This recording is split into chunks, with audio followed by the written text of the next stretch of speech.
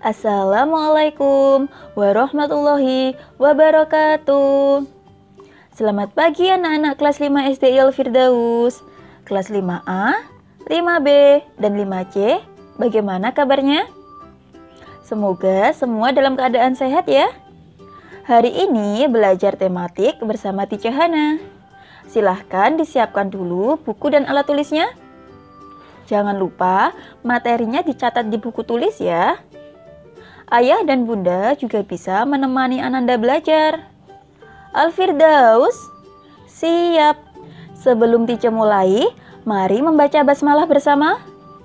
Bismillahirrahmanirrahim. Hari ini kita akan belajar tema 1, organ gerak hewan dan manusia, subtema 1, organ gerak hewan. Pembelajaran 5 dan 6. Anak-anak, pada pembelajaran sebelumnya kita sudah belajar pengertian hewan vertebrata dan invertebrata. Hari ini kita akan belajar tentang perbedaan hewan vertebrata dan hewan invertebrata. Masih ingat ya apa itu hewan vertebrata dan invertebrata? Iya, hewan vertebrata adalah hewan yang mempunyai tulang belakang. Sedangkan hewan invertebrata adalah hewan yang tidak mempunyai tulang belakang. Perbedaan yang pertama yaitu perbedaan karakter fisik.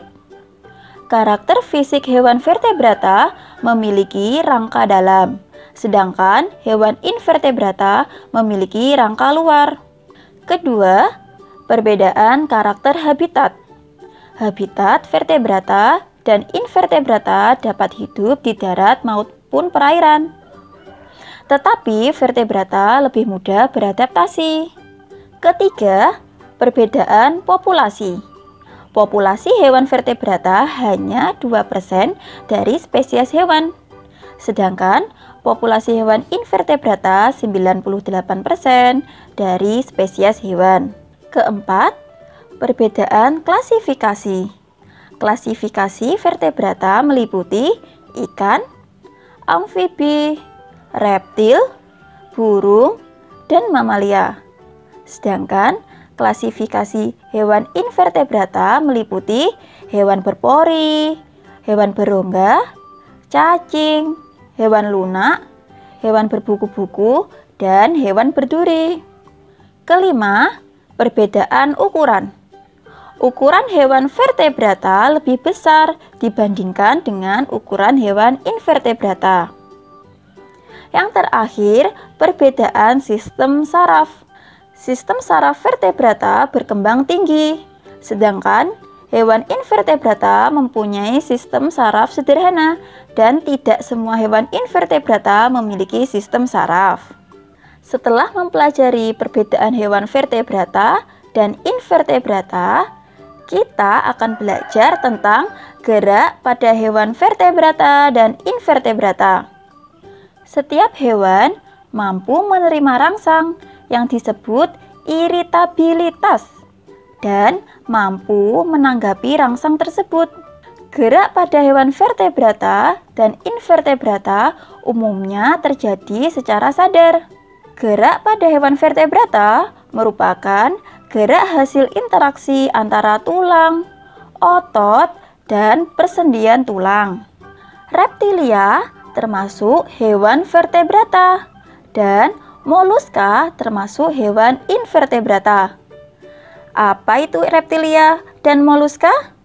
Reptilia disebut juga hewan melata karena tubuhnya sangat dekat dengan tanah dan bergerak merayap.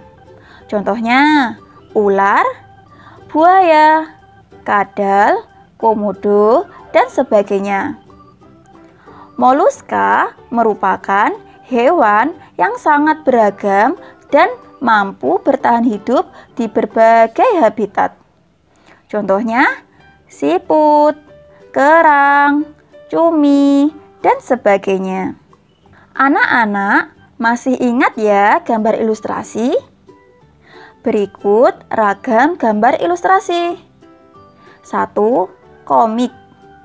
Komik adalah rangkaian gambar tidak bergerak yang menyusun suatu cerita. 2. Cover. Cover disebut juga sampul atau kulit buku. 3. Majalah. 4. Cerita.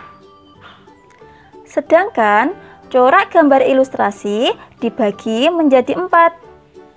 1. Realis. Realis adalah gambar yang dibuat sesuai dengan kenyataan. 2. Karikatur. Karikatur adalah gambar yang melebih-lebihkan bentuk objeknya. 3. Kartun. Kartun adalah gambar yang berfungsi sebagai hiburan karena mengandung humor. Yang keempat, gambar dekoratif. Gambar dekoratif adalah gambar yang berfungsi untuk menghias. Nah, anak-anak, gambar dekoratif ini biasanya terdapat di rumah-rumah. Gambar ilustrasi yang baik adalah ilustrasi yang bisa membantu pembaca berimajinasi mengenai cerita.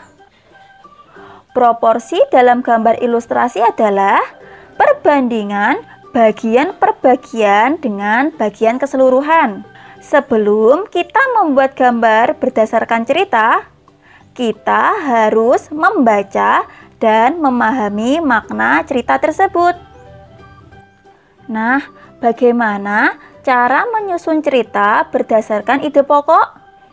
Sebelumnya, kita harus mengerti apa itu cerita.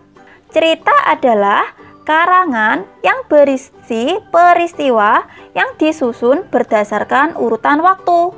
Salah satunya adalah fabel. Fabel adalah cerita yang menceritakan kehidupan hewan yang berperilaku menyerupai manusia. Sebelum menyusun cerita, kita perlu menentukan ide pokok untuk dikembangkan menjadi paragraf. Bagaimana anak-anak?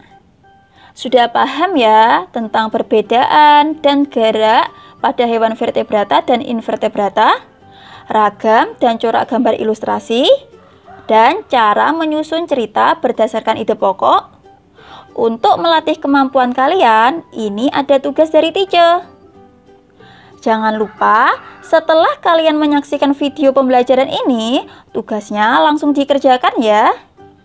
Kemudian difoto dan diunggah di Google Drive pada folder kalian masing-masing.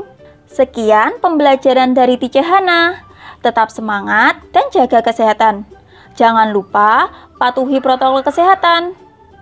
Mari membaca hamdalah bersama-sama. Alhamdulillahi Rabbil Alamin. Wassalamualaikum warahmatullahi wabarakatuh. See you.